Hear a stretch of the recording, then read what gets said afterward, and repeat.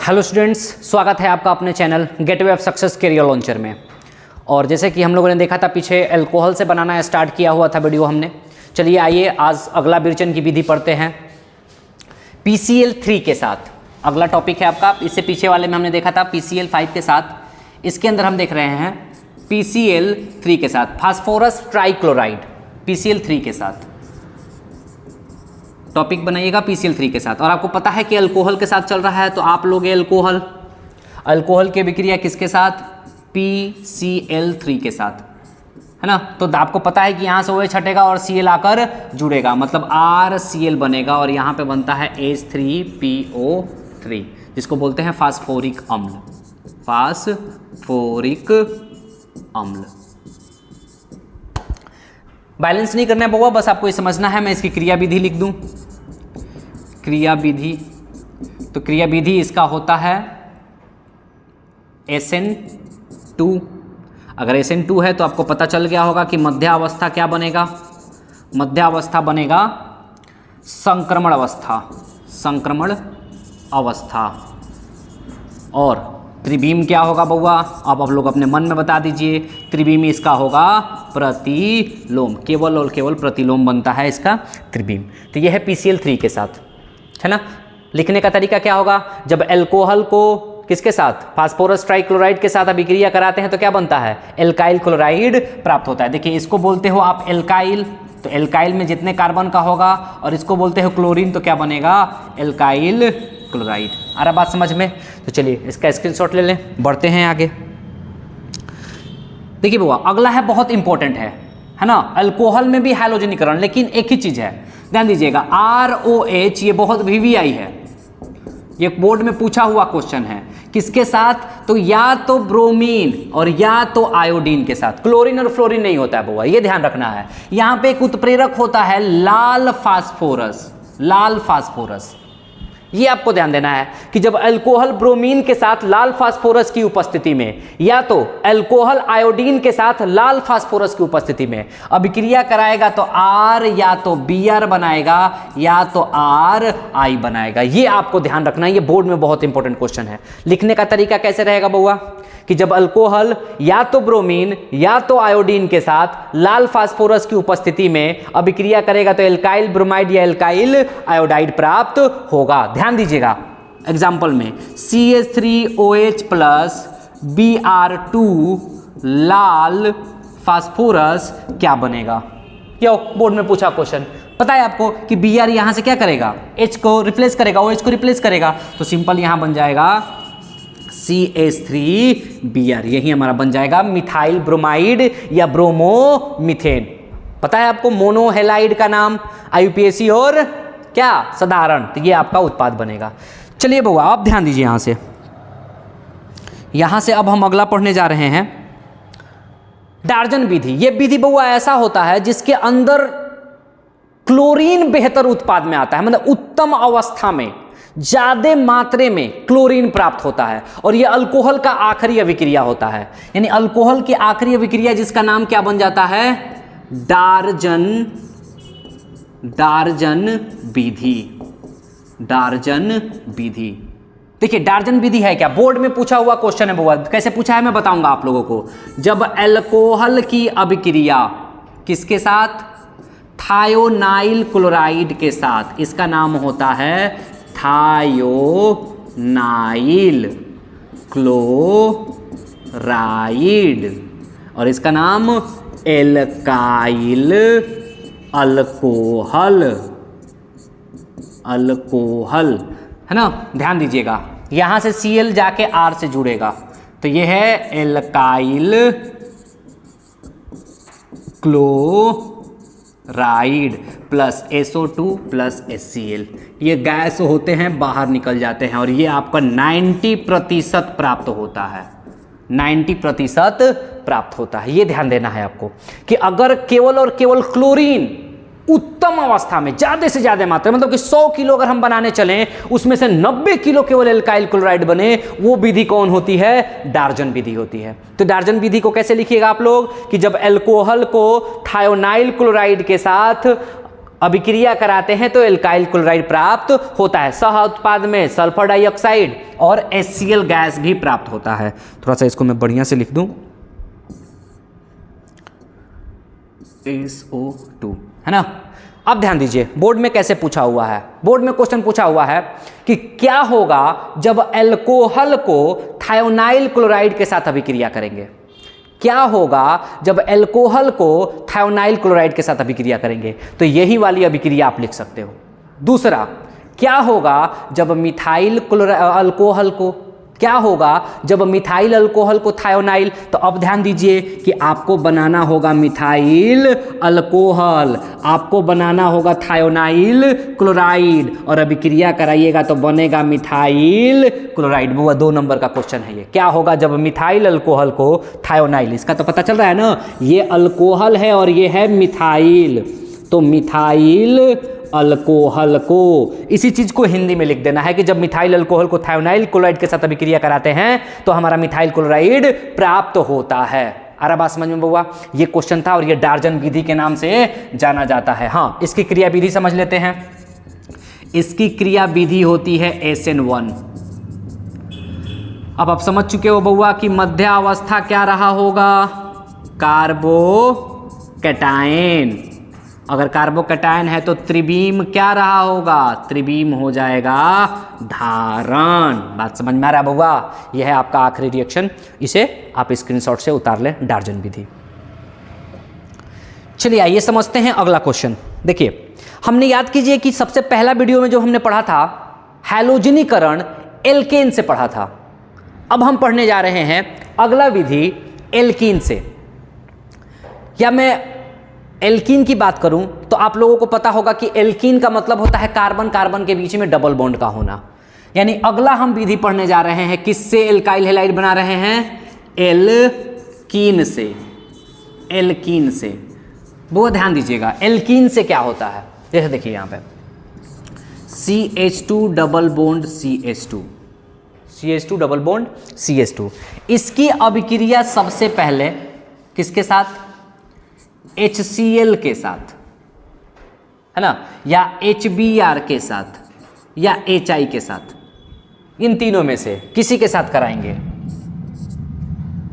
तो क्या होता है ध्यान दीजिएगा, होता क्या है कि यहां से H और Cl दोनों जाके जुटते हैं इसमें से। मतलब कि एक ऐसा होगा कि यहां से एक कार्बन इस पूरे इलेक्ट्रॉन को ले लेगा, एक पर माइनस चार्ज और एक पर प्लस चार्ज आ जाएगा, माइनस आवेश और प्लस आवेश।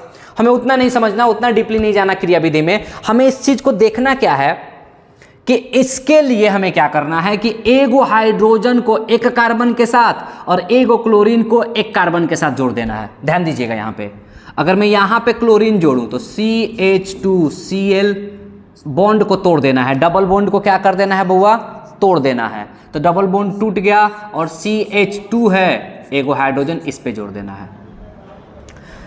क्लोरीन वाला लेते तो क्लोरीन को जोड़ते, ब्रोमीन वाला लेते तो ब्रोमीन को जोड़ते, आयोडीन वाला रहता तो आयोडीन को जोड़ते। बात समझ में आ रहा है?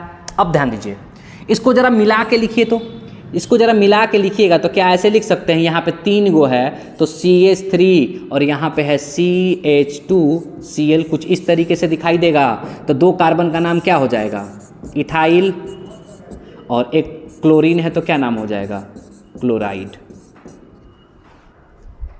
बात समझ में आ रहा है? मतलब कि एक को जोड़ना है, लेकिन आगे चल के इसमें दिक्कत आएगा। क्या दिक्कत आएगा, इस चीज को समझते हैं हम जरा, कि ये है आपका बीच में से अगर हम इसे तोड़ रहे हैं तो इधर भी एक कार्बन की संख्या, इधर भी एक कार्बन की संख्या, जिसको बोलते हैं सममित। सममित, दोनों तरफ क्या हो, समान हो, बराबर हो। अगर आपको असममित दिख जाए तो CH3CH डबल बॉन्ड CH2। अब इसकी अभिक्रिया अगर आपको करानी हो जाए HCl के साथ तो क्या बनेगा। अब आपको पता है कि सर एगो हाइड्रोजन को हम इस कार्बन पर और क्लोरीन को इस कार्बन पर, यानी ये दोनों जहां पे एल्कीन दिखाई दे रहे हैं वहीं पे हम क्या कर देंगे, जोड़ देंगे। बात समझ में आ रहा है? अब चीज को समझिए जरा कि कैसे जोड़ेंगे। तब ऐसे केस में, यानी सममित है, अब देखिए यहां से तोड़िए जरा इसको, तो इधर एक ही कार्बन और इधर 2 कार्बन, मतलब क्या बन गया, असममित बन गया, और जहां कहीं असममित बन जाता है तो मार्कोनिफ नियम लगता है। मार्कोनिफ का नियम, मार्कोनिफ का नियम लगता है। अब मार्कोनिफ नियम क्या होता है बउआ, इस चीज को समझते हैं। देखिए मार्कोनिफ नियम क्या है। मार्कोनिफ नियम में कहता है कि हाइलोजन को उस कार्बन से जोड़िए जिसके पास कम हाइड्रोजन हो। हाइड्रोजन को उस कार्बन से जोड़िए जिसके पास कम हाइड्रोजन हो। बात समझ में आ रहा है? आइए देखते हैं। इन दोनों में वो आपको हाइड्रोजन समझ में आ रहा है ना कि सर क्लोरीन इसके अंदर हाइड्रोजन है, तो एल्कीन वाले में उस कार्बन से जोड़िए इस हाइड्रोजन को जिसके पास कम हाइड्रोजन हो। यहाँ पे कार्बन के पास कई गो हाइड्रोजन है, एगो, और यहाँ पे कई गो है, दूगो। मतलब हाइड्रोजन को कहाँ जोड़ेंगे? जिसके पास कम हाइड्रोजन हो। मतलब CH3CHCl डबल को सिंगल बना दीजिए और यहाँ पे जोड़ दीजिए हाइड्रोजन। बात समझ में आ रहा है बुआ? कोई दिक्कत? समझ गई इस चीज को कैसे करना है ना। एल्कीन जब भी रहेगा तो हमारे पास या तो क्लोरीन रहेगा, या तो ब्रोमीन रहेगा, या तो आयोडीन रहेगा। इन तीनों के केस में हम हमेशा क्या करेंगे? मार्कोनिफ नियम लगाएंगे। कब? जब असममित हमको एल्कीन दिखाई देने लगे। दोनों बराबर रहे तो दोनों पे मार्कोनिफ नियम लगाओ ना। मार्कोनिफ नियम लगाओगे तो क्या देखोगे कि इसके पास भी दो हाइड्रोजन है, इसके पास भी है, दोनों के पास तो बराबर है, किसी पे जोड़ दो कोई अंतर नहीं आ रहा। लेकिन अगर यहां पे हम बात करेंगे ना तो इस वाले के लिए यहां पे कम, यहां पे ज्यादा, तो कम वाले पे हमें क्या कर देना है? जोड़ देना है। कोई दिक्कत? तो जब ये एल्कीन से देखो हमारा यहां पे क्या बन जाएगा? Propyl chloride. यहां पे क्या बना था? Ethyl chloride. बात समझ में आ रहा है बुआ? तो इस तरीके का जब एल्कीन में आएगा तो आप बना लीजिएगा। यहां पे एक अपवाद है जिसको हम समझेंगे, तब तक इसका स्क्रीनशॉट आप ले लीजिए। देखिए यहां पे एक आता है खरास प्रभाव, परऑक्साइड प्रभाव। परऑक्साइड प्रभाव, जिसको आप एक और नाम देते हो खरास प्रभाव।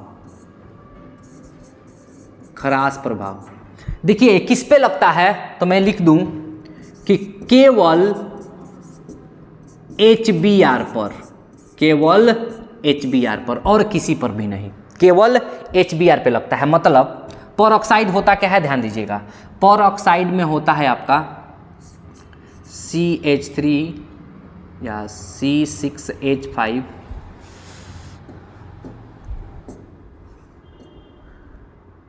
यहाँ पे लिख देता हूँ परऑक्साइड, C6H5COO2, यही होता है परऑक्साइड। ये लिखा मिलेगा, ध्यान दीजिएगा।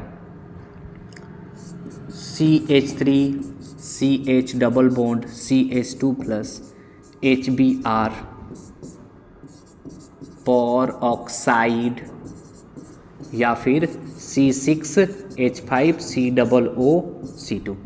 ये अगर लिखा मिले, ध्यान दीजिएगा, तो अब आपको क्या करना है कि आपको पता है कि कुछ भी रहे यहां पर हम लगाते हैं मार्कोनिफ नियम। अब लगाएंगे हम प्रति मार्कोनिफ का नियम। प्रति मार्कोनिफ का नियम। अब ध्यान दीजिए प्रति मार्कोनिफ नियम क्या होगा। तो मार्कोनिफ नियम क्या था कि हाइड्रोजन को कम वाले से, तो प्रति का मतलब उल्टा, तो हाइड्रोजन को अब क्या करने लगेंगे? कम वाले से जोड़ने लगेंगे। मतलब कि अगर हाइड्रोजन कम पे जुड़ता था तो उल्टा का मतलब कि हाइड्रोजन कहां जुड़ने लगेगा? ज्यादा पे जुड़ने लगेगा। बात समझ में आ रहा है बउआ? और देखो ऐसा इसलिए होता है कि जब तक परऑक्साइड न रहे, जब तक परऑक्साइड न रहे, कार्बोकैटायन बनता है, कार्बोकैटायन बनता है। परंतु परऑक्साइड के केस में मुक्त मूलक बनता है।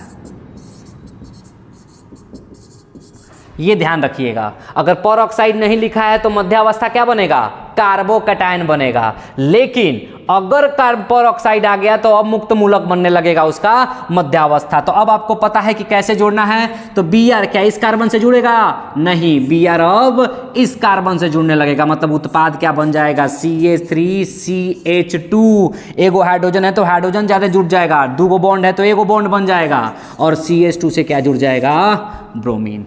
आ रहा बात समझ में हुआ। यह है आपका परऑक्साइड प्रभाव। कोई दिक्कत समझ में आया।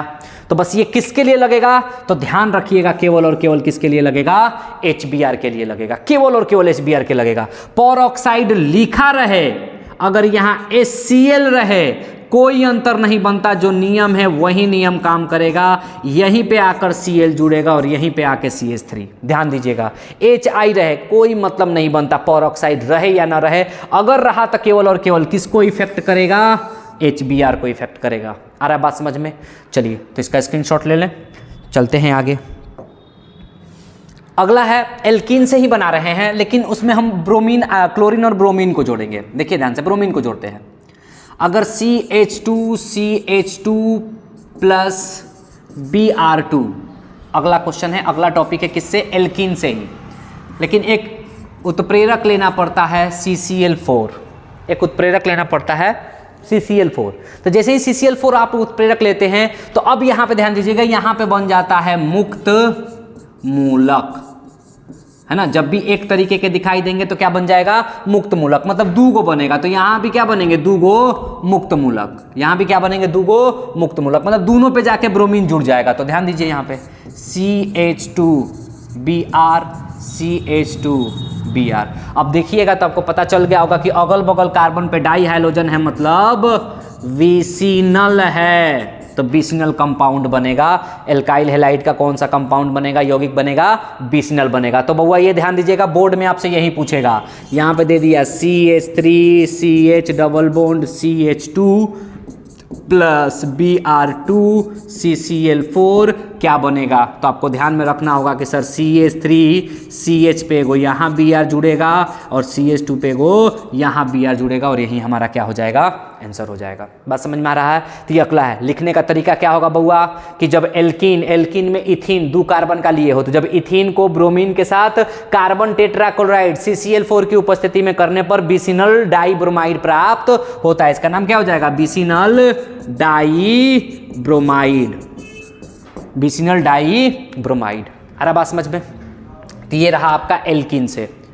एल्कीन आपका खत्म हो गया। चलिए एक क्वेश्चन है जो बहुत बढ़िया क्वेश्चन है, बोर्ड में आपसे पूछता है, एलाइलिक विस्थापन अभिक्रिया। विस्थापन क्या होता है बउआ, समझिएगा जरा।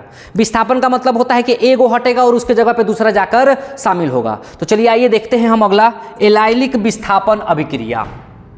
तब तक इसका अगर आप चाहते हैं तो स्क्रीनशॉट उतार लें। एलाइलिक विस्थापन अभिक्रिया, एलाइलिक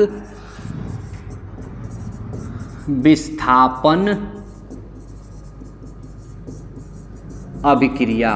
बहुत ध्यान दीजिएगा, एलाइलिक है तब आपको क्या ढूंढना पड़ेगा, एलाइल कार्बन ढूंढना पड़ेगा। और आपको पता है, थोड़ा सा मैं उधर ही लिख देता हूं, कि एलाइल कार्बन आपको ढूंढना पड़ेगा। देख लो एलाइल कार्बन कहाँ दिख रहा है, CH3CH, यही एलाइल कार्बन है। और बउआ इसकी 3 गो अभिक्रिया होती है, 3 गो अभिक्रिया होती है। पहला अभिक्रिया होता है क्लोरीन और ब्रोमीन के साथ उच्च ताप। उच्च ताप का मतलब 400 से 500 डिग्री सेल्सियस। दूसरा क्या लिखा मिलेगा, NBS। तीसरा मिलेगा SO2Cl2, जिसको बोलते हैं सल्फ्यूराइल क्लोराइड। Sulphuryl chloride. ये तीनों का तीनों एलाइलिक विस्थापन देता है। तो एक चीज समझिए बुआ, कि सबसे पहले एलाइलिक कार्बन ढूंढना होगा, वहीं से ना फिर विस्थापित करेंगे हम। तो आपको पता है कि कार्बन कार्बन डबल बॉन्ड के बाद सिंगल कार्बन वाला क्या कहलाता है, एलाइलिक कार्बन कहलाता है। मतलब यहाँ से क्लोरीन ब्रोमीन यहाँ जुड़ेंगे, यहाँ से बी से ब्रोमीन ब्रोमीन यहाँ जुड़ेगा, यहाँ से आपको क्या मिलेगा, केवल और केवल ब्रोमीन मिलेगा, यहाँ से क्लोरीन आपको यहाँ पे जुड़ाई देगा। यानी कि तीनों केस में CH2 डबल बॉन्ड CH और CH2 या तो यहाँ पर ब्रोमीन या तो क्लोरीन, इस केस में CH2 double bond CH CH2 Br bromine, और इस केस में CH2 double bond CH CH2 Cl। यही है एलाइलिक। तीनों का नाम क्या हो जाएगा, allyl chloride, allyl bromide, allyl chloride. बात समझ में आ रहा है बउआ? फिर से समझिए जरा, जब एलाइलिक कार्बन दिखाई दे, क्लोरीन क्या होना चाहिए, उच्च ताप पे होना चाहिए, 400 से 500 डिग्री, 400 से 500 डिग्री C होना चाहिए, 400 से 500 डिग्री C होना चाहिए। क्लोरीन ब्रोमीन या तो लिखा रहेगा उच्च ताप या तो लिखा रहेगा 400 से 500 डिग्री C। आ रहा बात समझ में? अब ध्यान दीजिए कि सबसे पहले जैसे ही हमें इस तरीके का कोई कार्बन दिखाई दिया, क्लोरीन ब्रोमीन उच्च ताप पर दिखाई दिया, तो हमारा काम क्या होगा, हमारा काम होगा इसको एलाइल कार्बन पे जोड़ने का। NBS लिखा मिला तो हमारा काम क्या होगा, ब्रोमीन पे जोड़ने का। अगर SO2Cl2, ये क्या है हमारा SO2Cl2 सल्फ्यूराइल क्लोराइड, क्या काम होगा, Cl पे जोड़ने का। बात समझ में आ रहा है बउआ? तो इस तरीके का देखिए, यही क्वेश्चन अभी हमने पीछे पढ़ा था, लेकिन वो अलग तरीके का पढ़ा था। उस चीज को हम देखेंगे, इसका स्क्रीनशॉट तब तक आप लोग ले लें। अब देखिए यहाँ पे दो question, CH2 double bond CH3। पहला क्वेश्चन क्या है, Br2 in the presence of CCl4, Br2 in the presence of 500 degree C। देखिए बहुत, दोनों में क्या बनेगा, दोनों में क्या अंतर आएगा कि ये वाला तो जुड़ेगा जाके कहां पर, अगल बगल वाले पर, CCl4 की उपस्थिति एल्कीन, तो ये बन जाएगा CH2 Br CH Br CH3। लेकिन यहां पर ध्यान दीजिएगा, CH2 double bond CH2 CH2 Br allyl पर, यहां इसमें अंतर आएगा बउआ, इस चीज का अंतर होगा। तो ये चीज आपको समझना है कि जो क्वेश्चन हमने CCl4 में बना था तो क्या बन रहा था, और यहां पर हमारा क्या बन रहा है। कोई दिक्कत? बात समझ में आया? तो ये रहा आपका आखिरी एल्कीन से। चलिए अब हम पढ़ते हैं अगला। अगला जो है हमारा वो बहुत ही इंपॉर्टेंट है, जिसका नाम है हंस डीकर अभिक्रिया। हंस डीकर या हुंस डीकर बोलते हैं जिसको, हुंस डीकर अभिक्रिया। देखिए हुंस डीकर अभिक्रिया होता क्या है, इसमें आपको लेना होता है एस्टर का लवण, जो मैं यहां पे दिखा दूं आपको, RCOOAG,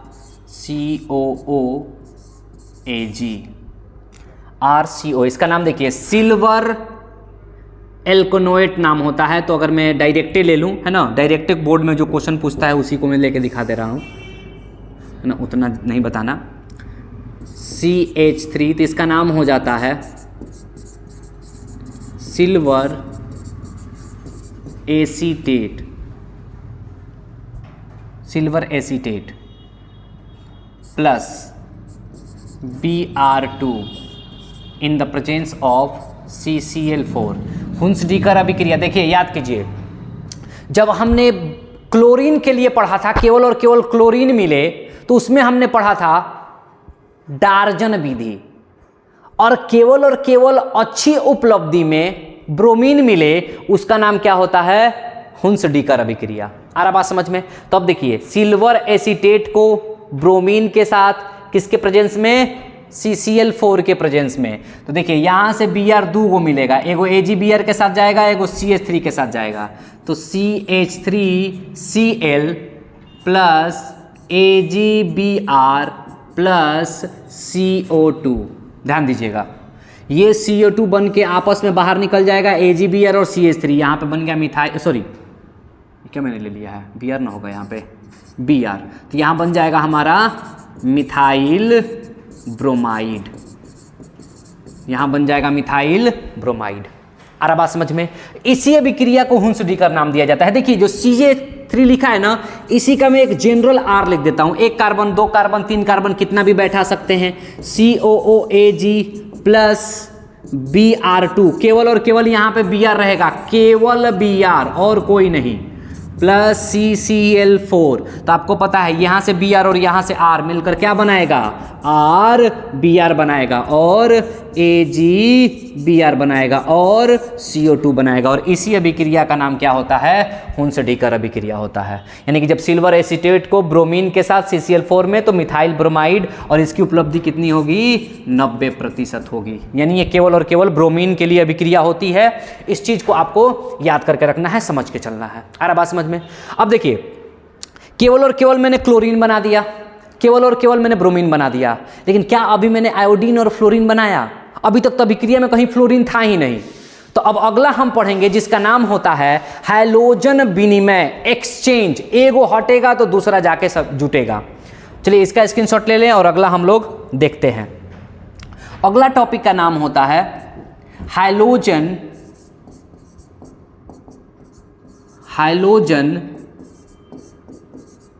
विनिमय विधि, जिसको बोलते हैं हैलोजन एक्सचेंज मेथड। एक्सचेंज का मतलब समझ लेना बउआ, एक हो जाएगा तो दूसरा आएगा, एक हो जाएगा तो दूसरा आएगा। तो अब समझिए यहां पे कि यहां पे मैंने लिया RCl और यहां पे मैंने ले लिया NaI। किसकी उपस्थिति में, शुष्क एसीटोन की उपस्थिति में, शुष्क एसीटोन की उपस्थिति में। ये आपको याद रखना होगा। ध्यान दीजिए, यहां से Cl हटेगा, यहां से I जाके लगेगा, तो यहां बनेगा Ri प्लस NaCl, और इसी रिएक्शन का नाम होता है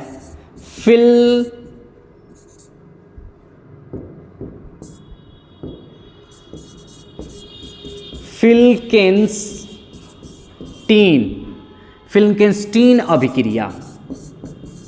नेमिंग अभिक्रिया है बउआ, तो ये VVI बन जाता है। इसका नाम क्या होता है, फिल्केंस्टीन अभिक्रिया। कब? और देखिए यहां पे या तो क्लोरीन लीजिएगा या तो ब्रोमीन लीजिएगा, किसके साथ, सोडियम आयोडाइड। इसका नाम क्या हो जाएगा आपका, सोडियम आयोडाइड। किसकी उपस्थिति में, शुष्क एसीटोन की, या ईथर भी कहीं कहीं दे देता है ना। शुष्क ईथर की उपस्थिति में तो क्या बनेगा, Ri बनेगा, एल्काइल आयोडाइड बनेगा, और 90% में बनेगा, सबसे ज्यादा बनता है। इसी का नाम होता है फिल्केंस्टीन अभिक्रिया। याद रखिएगा, आपसे बोर्ड में CrCl Ni प्लस वाट करके नाम भी दे देगा कि ये किस तरीके का नाम होता है, तो फिल्केंस्टीन अभिक्रिया होती है। आ रहा बात समझ में? हैलोजन विनिमय, देखिए एक हैलोजन Cl यहां से हटा है, Br, तो क्या जुटा है, I जुटा है, तो इसी को हैलोजन एक्सचेंज मेथड भी कहते हैं। ये हमारा पहला था जिसका नाम होता है फिल्केंस्टीन अभिक्रिया। दूसरा हम पढ़ने जा रहे हैं बउआ, दूसरा है हमारा स्वार्ट्स अभिक्रिया। स्वार्ट्स अभिक्रिया ये बुआ VVI है, क्योंकि यही एक मेथड होता है जिससे हम केवल और केवल फ्लोराइड को बना सकते हैं। इससे पहले हमने कोई मेथड नहीं पढ़ा था फ्लोराइड बनाने का। तो अगर एल्काइल हैलाइड में आपको फ्लोराइड बनाना है तो यही वो अभिक्रिया है, स्वार्ट्स अभिक्रिया, जिससे आपका क्या बनेगा, फ्लोराइड बनेगा। तो ये भी हैलोजन विनिमय है, मतलब यहाँ पे क्लोरीन या ब्रोमीन आपको लेना होगा, और यहाँ पे आपको या तो AgFCOF2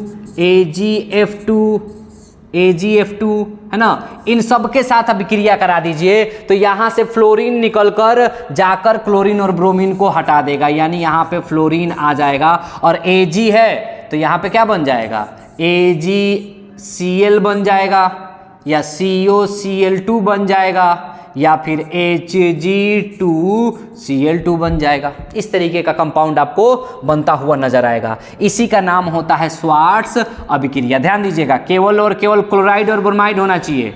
यहाँ आयोडाइड ले लीजिएगा तो नहीं बनेगा, और यहाँ पे या तो AgF लिखा मिल जाएगा जिसको सिल्वर फ्लोराइड कहेंगे, इसको कोबाल्ट फ्लोराइड कहेंगे, इसको मरकरी फ्लोराइड कहेंगे। यही अभिक्रिया का नाम क्या होता है? श्वार्ट्ज। और यहाँ पे क्या बनेगा? RF।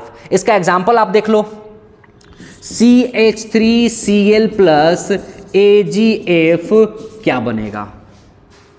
आपको पता है कि सर क्लोरीन हटेगा और फ्लोरीन जाकर जुटेगा, तो मतलब यहां पे बनेगा CH3F, मिथाइल फ्लोराइड। नाम क्या होगा इसका? ध्यान रख लो, एल्काइल है और फ्लोरीन है तो फ्लोराइड, या इसी का नाम बन जाएगा फ्लोरो एल्केन। ये हो गया IUPAC। बात समझ में आ रहा है बुआ? तो ये है श्वार्ट्ज अभिक्रिया। देखिए हमने सारी अभिक्रिया पढ़ ली, केवल आपको क्लोरीन बनाना है। कौन सा मेथड? Sir डार्जन method. केवल और केवल ब्रोमीन बनाना है। सर कौन सा मेथड? हुंस-डीकर मेथड। केवल और केवल आयोडीन बनाना है। कौन सा मेथड? फिल्केंस्टीन मेथड। सर केवल और केवल फ्लोरीन बनाना है। बेटा एक ही है, श्वार्ट्ज अभिक्रिया। बात समझ में आ रहा है? तो इस तरीके से हमने एल्काइल हैलाइड आपका पूरा का पूरा बना लिया। तो अब जैसे ही मैंने बोला कि जो भी यौगिक आप बनाते हो उसका दो नेचर पढ़ना होता है। एक नेचर पढ़ते हो आप तो उसका पढ़ते हो भौतिक गुण और दूसरा पढ़ते हो रासायनिक गुण। तो चलिए आइए सीखते हैं भौतिक गुण इसका, एल्काइल हैलाइड का भौतिक गुण। अगला टॉपिक है आपका एल्काइल हैलाइड का भौतिक गुण। चलिए भौतिक गुण में पहला कहता है कि 1 से लेकर 2 कार्बन तक ये गैस होते हैं। 1 से लेकर 2 कार्बन तक क्या होंगे बउआ? गैस होंगे। 3 से 15 तक, 3 से 15 तक द्रव होंगे, और 15 से ऊपर ठोस होंगे। बात समझ में आ रहा है? देखिए आइए, मैंने बोला कि इथाइल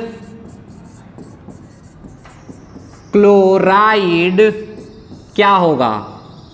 गैस होगा, द्रव होगा, ठोस होगा। तो आप बोलोगे कि सर गैस तो 1 से 2 और इथाइल तो 2 कार्बन होता है, मतलब क्या होगा? गैस होगा। बात समझ में आ रहा है? इस तरीके से याद रखिए, 1 से लेकर 2 कार्बन क्या होंगे? गैस होंगे। 3 से लेकर 15 कार्बन तक क्या होंगे? द्रव होंगे, और 15 से ऊपर वाले क्या होंगे? ठोस होंगे। कोई दिक्कत? बात समझ में आ रहा है? चलिए दूसरी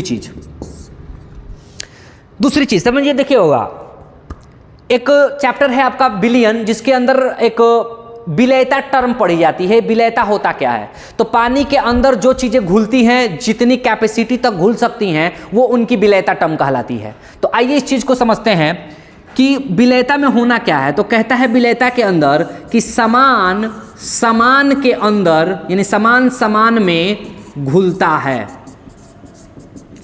समान समान में घुलता है। तो अगर मैं बात करूं जल का, H2O का, तो ये होता है ध्रुवीय। क्या होते हैं? ध्रुवीय यौगिक होते हैं। ध्रुवीय यौगिक होते हैं। ध्रुवीय यौगिक क्या होते हैं? तो देखिए ध्रुवीय यौगिक वो यौगिक होते हैं जिनके ऊपर आवेश आ जाता है, जिनके ऊपर आवेश आ जाता है। इस चीज को समझाने के लिए मैं यहां पे समझा रहा हूं, आप लोगों को थोड़ा समझिएगा। एल्काइल हैलाइड, एल्काइल का मतलब कार्बन के साथ हाइड्रोजन लगा है, और यहां पे लगा है एक हैलोजन। क्लास 11th में एक टर्म आता है बबुआ, विद्युत ऋणात्मकता। तो इतना समझ जाइएगा कि वर्ग 17 के जो तत्व हैं वो दुनिया के सबसे बेहतर विद्युत ऋणात्मक होते हैं, एक तरह से मान के चलिए। तो क्लोरीन की विद्युत ऋणात्मकता इतनी बेहतर होती है। हाँ, अब बात आता है कि विद्युत ऋणात्मकता क्या है। तो विद्युत ऋणात्मकता वो एक गुण है जो किसी दूसरे के इलेक्ट्रॉन को अपनी ओर आकर्षित कर लेता है। अपनी ओर खींच लेता है। और आपको पता है जो इलेक्ट्रॉन त्यागता है उस पे धन आवेश और जो इलेक्ट्रॉन खींचकर ग्रहण करता है उस पे ऋण आवेश। तो यहां पे ध्यान दीजिए कि ये इलेक्ट्रॉन इस कार्बन का और ये इलेक्ट्रॉन इस क्लोरीन का, तो ये इलेक्ट्रॉन ये क्लोरीन खींच लेता है जिसके ऊपर स्लाइटली माइनस और इसके ऊपर स्लाइटली पॉजिटिव धन आ जाता है। और इसी प्राकृत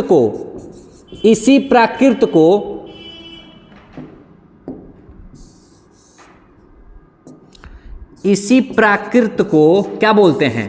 ध्रुवीय गुण बोलते हैं। ध्रुवीय यानी अब आपको बात समझ में आ रहा है कि जितने एल्काइल हैलाइड होंगे उनकी प्रकृति कैसी होगी?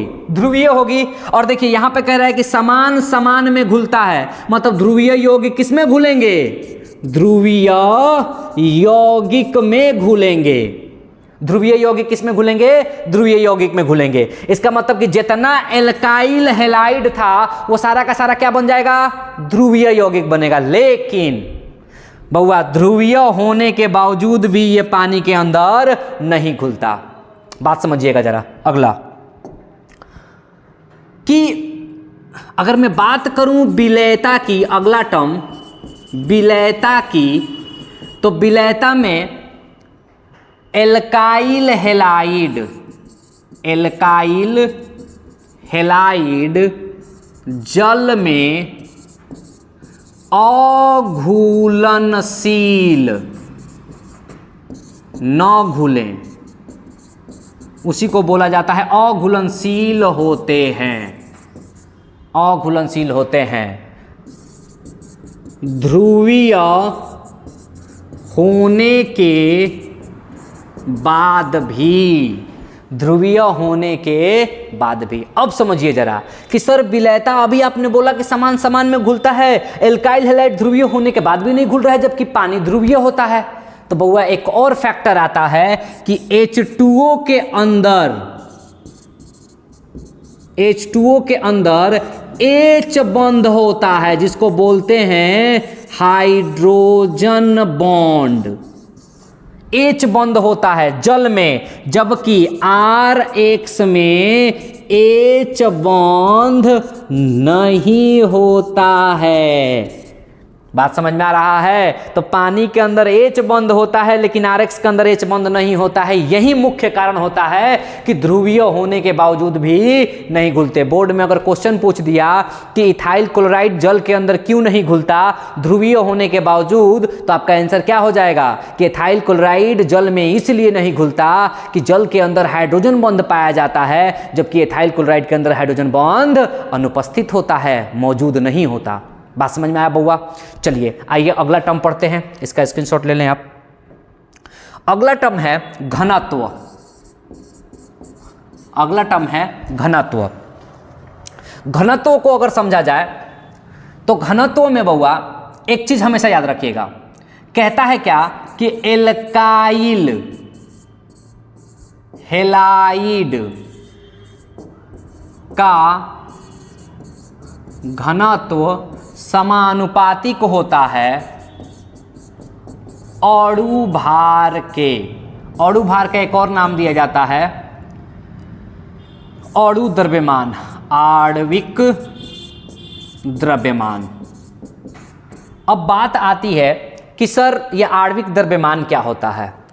देखिए आप लोगों ने अगर तत्व पढ़े होंगे तो तत्वों का दो होता है, परमाणु संख्या और परमाणु द्रव्यमान। तो वैसे ही बनता है आणविक द्रव्यमान। जैसे मान लो यहाँ पे CH4 है, इसका आणविक द्रव्यमान क्या होगा? तो कहता है कि उस यौगिक में उपस्थित सभी परमाणुओं के परमाणु द्रव्यमान का योग। कार्बन का परमाणु द्रव्यमान 12, हाइड्रोजन एगो का एक होता है, 4 गो है तो 4 सबको जोड़ दिया 16, तो ये मीथेन का क्या बन जाएगा? आणविक द्रव्यमान बन जाएगा। बात समझ में आ रहा है बउआ? यानी कि जो यौगिक है उस यौगिक के अंदर उपस्थित सभी परमाणुओं के परमाणु द्रव्यमान का योग जो होगा वही क्या बन जाएगा? आणविक द्रव्यमान बन जाएगा। आणविक द्रव्यमान बन जाएगा, मतलब ये है आपका आणविक द्रव्यमान। तो कहता है कि एल्काइल हैलाइड का घनत्व, उस एल्काइल हैलाइड का घनत्व ज्यादा होगा जिसका अणु भार क्या होगा? ज्यादा होगा। समानुपातिक का मतलब होता है ज्यादा होना। इस चीज को आप इस तरीके से समझिए। यहाँ पे मैंने दे दिया कि CH3F पहला, दूसरा CH3Cl, तीसरा CH3Br, चौथा CH3I। निम्न में सबसे अधिक घनत्व किसका होगा? निम्न में सबसे अधिक घनत्व किसका होगा? तो यहाँ तक देखिए CH3 CH3 CH3 CH3, यहाँ तक तो सभी का अणु भार समान होगा, एगो कार्बन 3 गो हाइड्रोजन। लेकिन फ्लोरीन, क्लोरीन, ब्रोमीन, आयोडीन, अब ध्यान दीजिएगा, वर्ग में ऊपर से नीचे, आवर्त सारणी के वर्ग में ऊपर से नीचे आने पर द्रव्यमान बढ़ता है। तब आपको पता है कि फ्लोरीन, क्लोरीन, ब्रोमीन, आयोडीन, ऊपर से नीचे आइएगा तो द्रव्यमान सबसे ज़्यादा किसका होगा? आयोडीन का होगा। तो घनत्व तो सबसे ज़्यादा किसका होगा? आयोडीन वाले का होगा। बात समझ में आ रहा है बउआ? कोई दिक्कत? समझिए जरा ध्यान से इसके कि एल्काइल हैलाइड का घनत्व उसके अणु भार के समानुपातिक होता है, मतलब जितना ज्यादा अणु भार उतना उसका अधिक घनत्व। तो चीजों को मैंने यहां पे डिस्क्राइब कर दिया है, इसका स्क्रीनशॉट ले ले। बढ़ते हैं आगे। देखिए बाबा, आगे वाला जो केस है वो बहुत इंपॉर्टेंट है और ये बोर्ड में क्वेश्चन पूछता है। बोर्ड में क्वेश्चन पूछता है क्वथनांक और द्रवनांक में, क्वथनांक और द्रवनांक। क्वेश्चन ये भी सेम है बउआ कि एल्काइल हैलाइड का क्वथनांक और द्रवनांक उनके अणुभार के समानुपातिक होता है। बात समझिएगा, अणुभार के समानुपातिक होता है। मैं यहां पे लिख दूं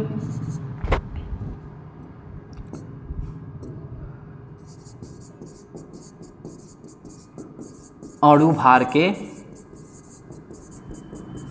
समानुपातिक होता है।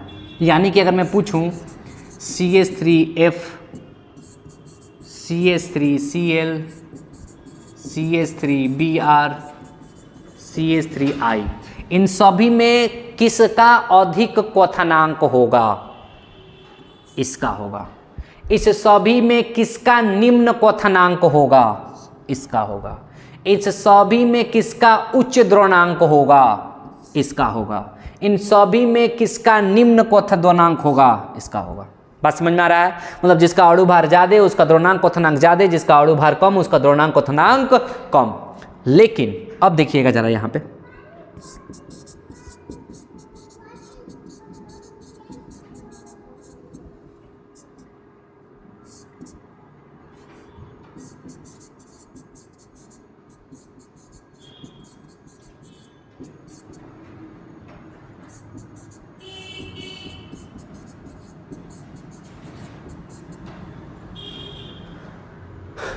इसमें किसका ज्यादा होगा किसका कम होगा यहां पे समझनी है।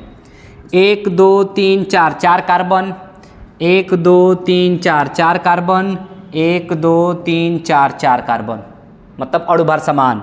3 2 5 2 7 2 9, 3 4 2 6 3 9, 3 3 6 3 9, 9 गो हाइड्रोजन, अणुभार समान। क्लोरीन क्लोरीन क्लोरीन, अणुभार समान। किसका ज्यादा होगा? समझिएगा बाबा ध्यान से। कहता क्या है कि अगर मैं इस कार्बन पर, इन सभी कार्बन पर जोड़ना चाहूं तो यहां भी जोड़ सकता हूं, यहां भी जोड़ सकता हूं, यहां भी जोड़ सकता हूं, यहां भी जोड़ सकता हूं। मतलब 4 गो जोड़ने का स्थान है।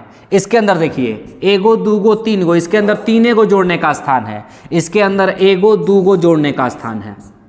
मतलब जिसका स्थान ज्यादा जोड़ने के लिए उसका अणु भार ज्यादा कहलाएगा, जिसका स्थान कम जोड़ने के लिए उसका अणु भार कम कहलाएगा। और आपको पता है क्वथनांक और द्रवनांक अणु भार के समानुपातिक होता है। मतलब इसका अणु भार ज्यादा तो इसका क्वथनांक और द्रवनांक क्या हो जाएगा? ज्यादा हो जाएगा। यानी कि इसको ध्यान दीजिएगा तो 1 डिग्री 2 डिग्री 3 डिग्री, मतलब प्राथमिक का सबसे ज्यादा होगा, उसके बाद होगा द्वितीयक का, और उसके बाद होगा तृतीयक का। यानी तृतीयक हैलाइड, द्वितीयक हैलाइड और प्राथमिक हैलाइड में सबसे ज्यादा अणु भार किसका?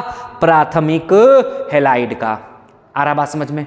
तो इस तरीके से ये रहा आपका पूरा का पूरा भौतिक गुण। यहां से 1 नंबर का क्वेश्चन पूछता है बेटा। तो यानी एल्काइल हैलाइड का भौतिक गुण हम पढ़ लिए हैं। अगले वीडियो में पढ़ेंगे इसका हम रासायनिक गुण, और रासायनिक गुण खत्म, मतलब रासायनिक गुण खत्म तो उसके बाद दो वीडियो बनेंगे जिसमें हैलोएरिन के बारे में हम पढ़ेंगे। अगर अभी तक आप लोगों ने चैनल को सब्सक्राइब नहीं किया है तो हमारे चैनल को सब्सक्राइब कर लें। दूसरी चीज, ये ऐसा प्लेटफॉर्म है जहां पे फ्री ऑफ कॉस्ट आपको होल एंड सोल केमिस्ट्री के वीडियो प्रोवाइड कराए जाएंगे। आप इससे निश्चिंत रहें। केमिस्ट्री की ही नहीं, इंग्लिश, हिंदी, फिजिक्स, मैथ और केमिस्ट्री को वीडियो मिलते रहेंगे, निरंतर मिलते रहेंगे। दूसरी चीज बेटा, कमेंट जरूर कीजिएगा, कमेंट करके बताइएगा कि सर थोड़ा सा मोटिवेट आता रहे। अरे बात समझे, मोटिवेट आएगा तो बनाने में वीडियो मजा आएगा। तो तब तक के लिए आप देखते रहें, मुस्कुराते रहें और मिलते हैं फिर नेक्स्ट वीडियो में। Have a nice day.